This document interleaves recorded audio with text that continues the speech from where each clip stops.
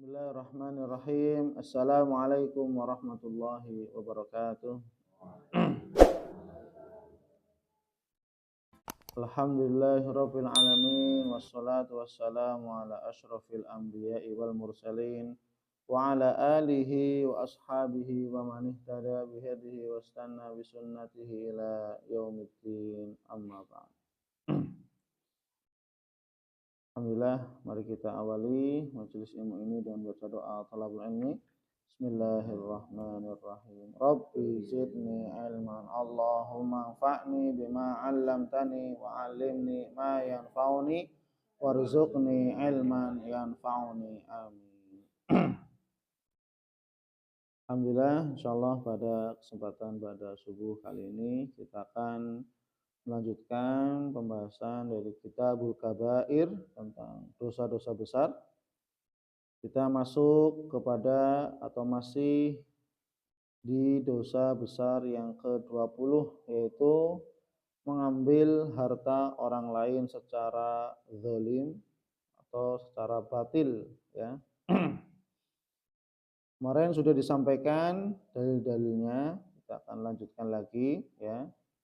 Di sini Imam Az-Zahabi rahimahullah, beliau membawakan dalil, ya, dari hadis Nabi Muhammad sallallahu alaihi wasallam terkait tentang mengambil harta orang lain dengan cara batil, dengan cara yang salah, tidak sesuai dengan aturan syariat. Rasulullah sallallahu alaihi wasallam bersabda, "Man zalama shibran minal ardi tuwiqahu ila sab'i aradin yaumal qiyamah." Rawahul Bukhari. Barang siapa yang mengambil sejengkal tanah secara zalim, secara batil, ya, tuwiqahu ila sab'i aradin yaumal qiyamah, maka dia akan dikalungi dengan tanah yang diserobot, tanah yang diambil itu secara batil, secara zalim, hingga 7 lapis bumi kelak pada hari kiamat. Hadis diriwayatkan oleh Imam Bukhari, ya. Maka orang yang mengambil tanah, ya, kalau sekarang mungkin memindahkan patok tanah, ya, penanda tanah, mungkin hanya sejengkal, mungkin hanya berapa mili, mungkin hanya berapa senti, maka besok Allah Subhanahu wa taala akan mengalunginya dengan tanah yang diambilnya 7 lapis.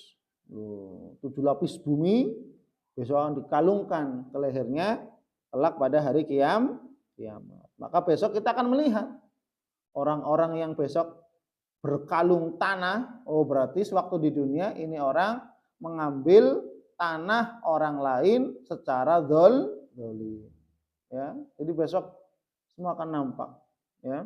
Semua akan nampak, ya. Ini merupakan perbuatan kezaliman, ya, yang memang pada umumnya terkadang di masyarakat ada seperti ini, ya. Menyerobot tanah, mengambil tanah orang lain, ya. Jangankan 1 meter, 1 senti saja, gitu ya, atau 1 senti saja itu sudah mendapatkan hukuman seperti ini. Maka kita harus betul-betul berlindung kepada Allah Subhanahu wa taala dan berhati-hati terkait urusan seperti ini, ya, terkait urusan seperti ini. Jangan sampai, ya, kita malah ikut-ikutan, ya, menyerobot tanah, mengambil tanah orang lain dengan zalim. Kemudian yang berikutnya Allah Subhanahu wa taala berfirman dalam Quran surat An-Nisa ayat 40. Innallaha la yadzlimu mithqala dzarrah. Sesungguhnya Allah Subhanahu wa taala tidak sama sekali menzalimi seseorang mithqala dzarrah, walaupun hanya seberat biji dzarrah, biji sawi. Artinya Allah Subhanahu wa taala tidak pernah berbuat zalim kepada siapapun. Padahal Allah Subhanahu wa taala yang telah mengharamkan, inni haramtu dzulma ala nafsi wa ja'altuhu bainakum muharraman. Dalam hadis qudsi yang panjang. Ya. Sesungguhnya aku telah mengharamkan berbuat dolim kepada diriku, kata Allah, dengan cara berbuat syirik, menyekutukan Allah, itu kan kedoliman. Ya. Wa haramtu wa ja'altuhu bainakum muharraman, dan aku menjadikan kedoliman haram untuk kalian diperbuat. Ya. Maka Allah Subhanahu wa taala tidak pernah berbuat dolim sedikit pun kepada hamba-hambanya. Akan tetapi hamba-hambanya lah yang berbuat dolim kepada Allah dan berbuat dolim kepada diri mereka sendiri. Tapi terkadang ketika ini mengatakan Allah nggak adil, kenapa rezeki saya segini, rezeki bulan kok ini besar. Loh, namanya rezeki kan hak Allah Subhanahu wa taala, ini bukan bagian dari kedoliman. Yang satu sempit, yang satu lapang, yang satu ini bukan bagian dari kedoliman. Ini bagian daripada keadilan Allah Subhanahu wa taala dan kebijaksanaan Allah Subhanahu wa taala. Terkadang yang diberikan rezeki yang banyak kikir. Sehingga apa? Mendolimi saudaranya, tidak mengeluarkan hartanya dan seterusnya. Terkadang yang diberikan rezeki yang sempit tidak sabar. Ya kan? Tidak bersyukur, tidak sabar. Akhirnya apa? Mengambil hak orang lain. Maka yang diberikan rezeki yang lapang, bersyukur dengan cara dermawan, berinfak, bersedekah. Yang diberikan rezeki yang sempit, bersabar, menahan diri, jangan sampai mengambil hak orang lain. Ya, karena besok ya tadi pasti akan ya menemukan balasannya di hadapan Allah Subhanahu wa taala. Kemudian yang berikutnya ada 3 kedzaliman kata Nabi. Yang pertama, zulmun yaghfiruhullah. Kedzaliman yang akan diampuni oleh Allah. Ini kedzaliman yang dia maksiat kepada Allah. Mungkin minum khamar, mungkin berjudi, mungkin enggak sholat, habis itu tobat. Maka apa? Ketika dia tobat betul-betul memperbaiki, maka Allah akan ampuni. Ini zulmun yaghfiruhullah. Kedzaliman yang akan diampuni oleh Allah. Yang penting dia hanya sangkut pautnya punya dosa sama Allah saja. Maka ketika dia bertobat sudah selesai. Allah Maha Pengampun, Maha menerima taubat. Yang kedua, zulmun la yaghfiruhullah. Kedzaliman yang tidak akan diampuni oleh Allah. Apa itu? Asyirku billah. Berbuat syirik, menyekutukan kepada Allah Subhanahu wa taala dengan suatu apapun. Ini kedzaliman yang tidak diampuni oleh Allah. Innallaha la yaghfiru ay yushraka bihi wa yaghfiru ma duna dzalika liman yasha. Sesungguhnya Allah Subhanahu wa taala tidak mengampuni dosa syirik dan Allah mengampuni dosa-dosa selainnya atas kehendak Allah. Ya. Kecuali para ulama mengatakan kalau seandainya dia betul bertaubat dari segala perbuatan syirik, dia bertaubat, maka meninggalkan kesyirikannya, kembali kepada Allah, mentauhidkan Allah, maka dosanya diampuni. Kalau taubat tadi, ya. Tapi kalau enggak taubat-taubat, ini dosa yang tidak diampuni oleh Allah Subhanahu wa taala. Kemudian kedzaliman yang ketiga adalah az-zulmu bainal ibad, yaitu kedzaliman di antara sesama manusia, saling mendolimi. Ya, mungkin saling memukul, mungkin saling mengejek, menghina. Kalau seandainya orang yang dihina, orang yang dicaci maki, orang yang dipukul tidak ridho, gitu ya, tidak ikhlas, maka bahaya ini akan dibawa sampai hari kiamat. Ya. Termasuk apa? Orang yang mengambil harta orang lain secara batil, secara zalim, ya. Nah, kalau orang yang diambil hartanya tidak ridho, tidak ikhlas, ya, tidak mau maafkan, maka akan dibawa ke hadapan Allah Subhanahu wa taala. Ini kedzaliman la yatrukuhullah, kata Nabi. Kedzaliman yang tidak ditinggalkan oleh Allah. Ya. Apa kedzaliman yang tidak ditinggalkan? Kedzaliman yang terjadi antara sesama hamba Allah akan dibawa ke hadapan Allah Subhanahu wa taala untuk disidang. Ya. Ini kedzaliman yang tidak ditinggalkan oleh Allah, ya.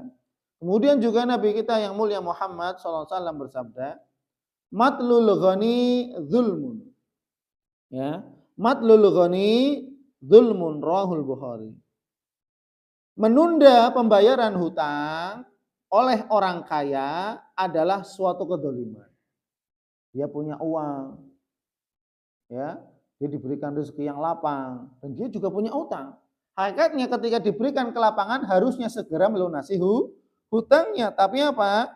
Dia tidak melunasi hutangnya. Maka orang yang diberikan kelapangan rezeki kemudian dia tidak melunasi hutangnya, membayar hutangnya, maka ini merupakan bentuk kedzaliman. Ya, bentuk kedzalim, padahal orang yang dihutangi itu membutuhkan uang. Membutuhkan uang. Tapi di sini menunda-nunda padahal sudah ada uangnya, ditunda-tunda lagi, yang harusnya dibayarkan. Maka orang ini yang dia berhutang kepadanya padahal diberikan kelapangan, ada rezeki yang harusnya dibayar, dia nunda-nunda, maka orang ini telah berbuat zalim kepada orang yang dihutangi tadi. Ya, kenapa? Ya tadi menunda-nunda padahal mungkin dia punya kebutuhan dan seterusnya. Ya kecuali kalau memang orang yang utang tadi tidak bisa atau mungkin sedang sempit rezekinya, enggak masalah. Ya enggak? Tidak masalah. Tapi ketika diberikan kelapangan, ada uang, ternyata apa?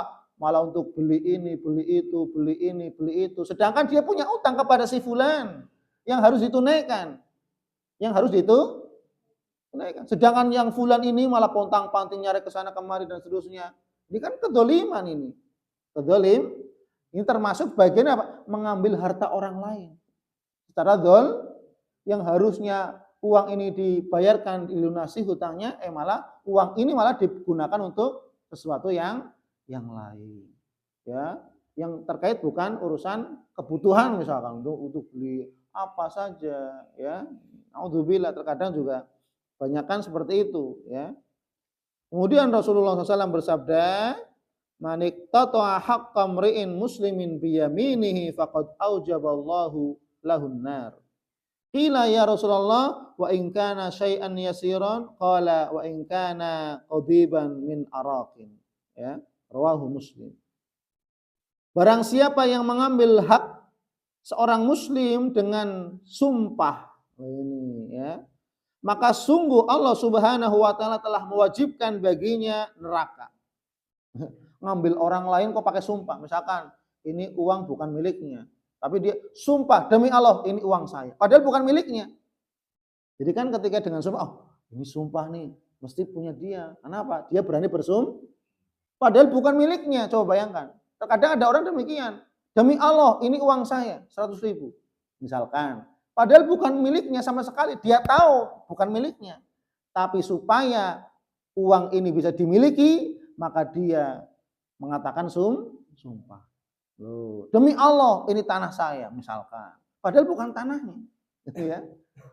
Jadi bersumpah untuk apa? Menjadikan tanah itu sebagai miliknya dan seterusnya. Ya, ini termasuk perbuatan kedzaliman. Wa in kana syai'an yasiron, kata Nabi. Meskipun itu hal yang sepele, kayak pena. Padahal bukan penanya, demi Allah ini pena saya. Kan sehingga teman-temannya, ya udahlah dia sudah sumpah kok. Ya, ini perkara yang ringan, sepele saja, ini juga terkena dosa besar. Ya, apalagi apa? Membawa nama Allah dalam rangka mengambil hak orang. Coba bayangkan. Mengambil hak orang lain tapi dengan bersumpah atas nama Allah Subhanahu wa taala. Maka wa in kana qadiban min araqin, meskipun hanya ranting kecil dari kayu arak, ya, atau kayu siwak maksudnya yang digunakan untuk ada kayu siwak. Ini punya siapa? Demi Allah ini punya saya, kayu siwak saya. Padahal bukan punya dia. Coba bayangkan, kayu siwak kan mungkin barang 10.000, 15.000 kalau kita beli, ya kan?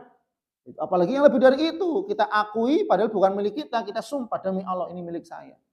Masya Allah. Maka ini termasuk ya perbuatan dosa besar. Mengambil harta orang lain dengan sumpah atas nama Allah Subhanahu wa taala, maka ini dosa besar. Ya. Kemudian Rasulullah SAW bersabda, Imam Az-Zahabi menukil dalil terakhir. Imam Az-Zahabi mengatakan, la yadkhulul jannah lahmun nabata min suhtin fannaru aula bih. Rawahu al-Hakim. Ya. Tidak akan masuk surga daging yang tumbuh dari harta yang haram. Dari harta yang haram tadi termasuk dari harta yang diambil secara batil, secara dolim. Ya, coba bayangkan, tidak akan masuk surga daging yang tumbuh dari harta yang haram, fannaru aula biha, maka neraka yang pantas untuknya. Ya, naudzubillah. Maka memang harta yang haram ya itu sangat akan berpengaruh kepada fisik, bahkan bukan hanya kepada fisik, kepada akhlak, ya, kepada akhlak, ya. Maka kalau seandainya ya seseorang terus-menerus memakan harta haram, maka daging yang tumbuh menjadi daging yang haram, maka fannaru aula biha, maka tempatnya adalah di neraka yang lebih pantas untuknya, ya. Dan akan menjadikan ya berpengaruh kepada akhlak dan sifatnya, ya. Mungkin menjadi pembohong, menjadi penipu, mungkin menjadi orang yang malas sholat dan seterusnya. Karena hakikatnya orang yang badannya dipenuhi dengan yang haram, maka dia akan lemah, ya, tidak bersemangat dalam beribadah kepada Allah Subhanahu wa taala. Tapi sebaliknya orang-orang yang dia betul-betul menjaga hartanya, ini halal atau haram, maka oh halal saya ambil, ya. Maka insya Allah daging yang tumbuh, daging yang halal, ya, selamat, kemudian akan berpengaruh kepada sifat dan akhlaknya. Ya, maka mari kita betul-betul harus menjaga ya diri kita dari untuk tidak memakan harta yang haram atau mengambil hak orang lain secara batil atau secara dolim. Wallahu a'lam bissawab. Subhanakallahumma wabihamdik asyhadu an la ilaha illa anta astaghfiruka wa atubu ilaik. Wassalamualaikum warahmatullahi wabarakatuh.